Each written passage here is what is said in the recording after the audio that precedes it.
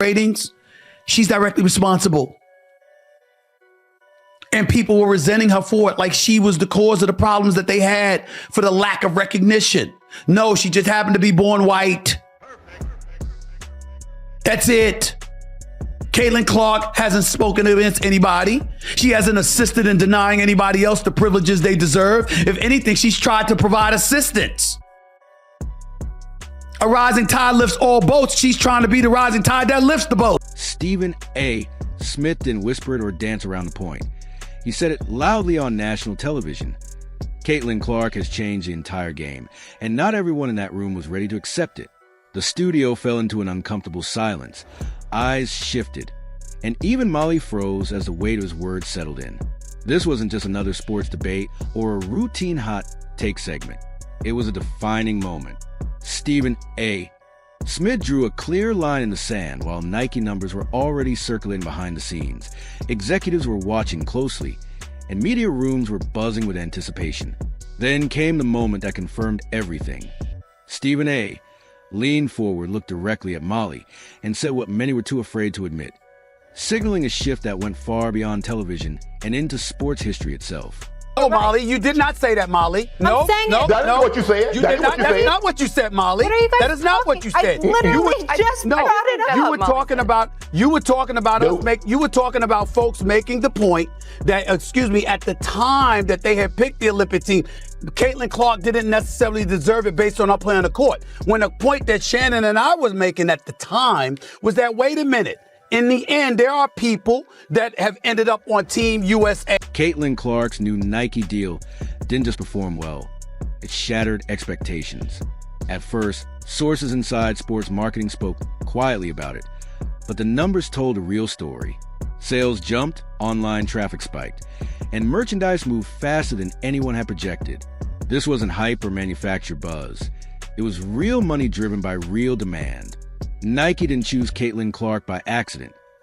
They chose her because when her name is attached to something, people show up. You're not listening, Molly. You're not listening. I'm talking about your point, Molly. Your point. And I'm explaining it to you. At the end of the day, we were making the point. Do you want to promote the league or not? And people like Andrea and others were resistant to that playing a role in somebody making the roster for Team USA. And we were saying, hell with that. You want to promote the sport.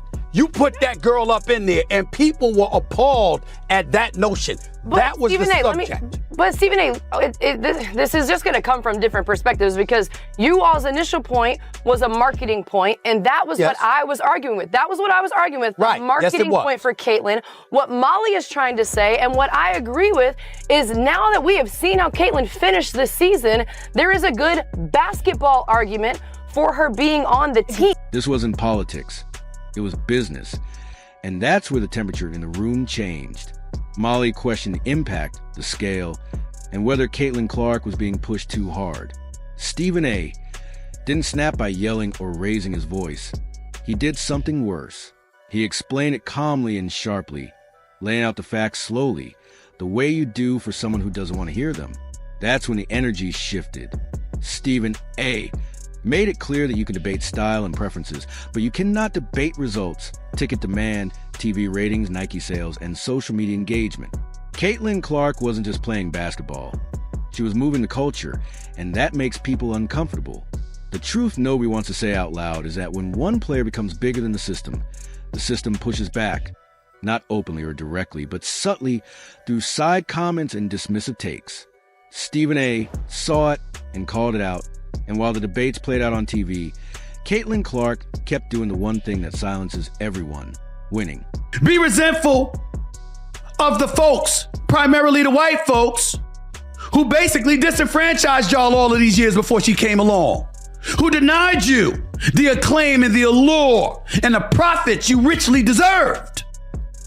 But you don't take that out on Caitlin Clark. Not her.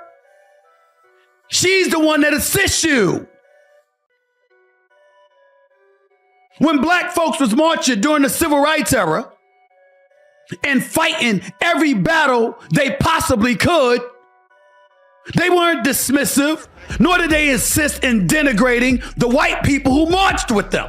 They saved the venom for those who wouldn't. She was hitting deep shots in pressure moments, with crowds reacting before the ball even left her hands. You could feel it. Opponents knew it, fans knew it, and sponsors definitely knew it.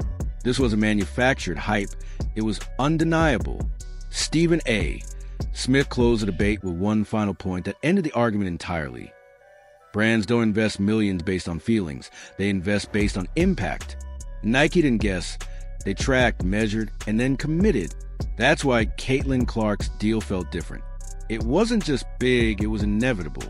This wasn't about Molly or a single TV segment. It was about confirmation. Caitlin Clark is no longer up next or merely promising. She's here. And once that happens, the conversation changes. Some celebrate, some resist, but the game keeps moving forward. And I am incredibly proud to join some of the best athletes in the world. I'm excited to share a first look at what we've created together. Y'all should have did this. We're going into year 3. Y'all should have did this year 1. Year 1. Let's take a look at the ad.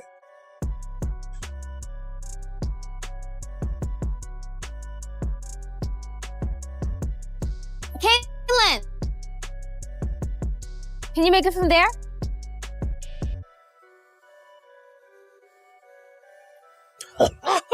She shot it from the other house. Hey, Caitlin, how about from here? Come on, guys. Yeah, she can't make it, man. No chance. Caitlin, Mamlito left. You got Travis it. Oh, they got Mama Bluter in here? Yeah, this is fire. Y'all got Travis Kelce them in there. And Stephen A. ended it with body language, not words. He leaned back, stopped debating, and stopped explaining because there was nothing left to prove. The deal was done, and the moment had passed. Caitlin Clark didn't say a word. She didn't need to. This wasn't hype or favoritism. It was recognition. Caitlin Clark didn't ask for the spotlight. She earned it. And now the world is adjusting, some faster than others.